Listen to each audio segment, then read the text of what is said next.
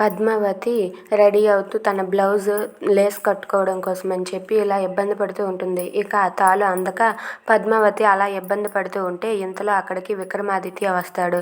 అది చూసి, అయ్యో పద్మావతి, నేనున్నాను కదా, ఇలాంటి వాటిల్లో నన్ను హెల్ప్ అడిగితే నేను చేయనా ఏంటి అని చెప్పి విక్రమాదిత్య ఆ తాళ్ళనైతే కడుతూ ఉంటాడు.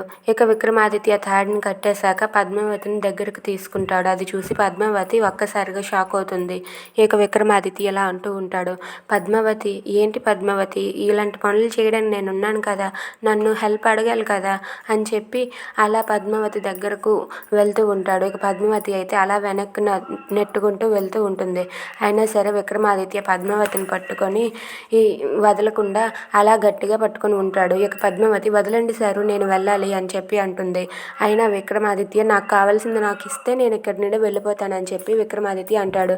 మీకు కావాల్సింది కాఫీయే కదా అని చెప్పి పద్మావతి అంటుంది. కాదు, నాకు కావాల్సింది ముద్దు అని చెప్పి పద్మావతి దగ్గరకు వెళ్ళి పద్మావతిని ముద్దు పెట్టుకుంటాడు. అది చూసి పద్మావతి అయితే ఒక్కసారిగా షాక్ అయ్యి అలా ఉండిపోతుంది. Thanks for watching friends. Please subscribe our channel. Thank you.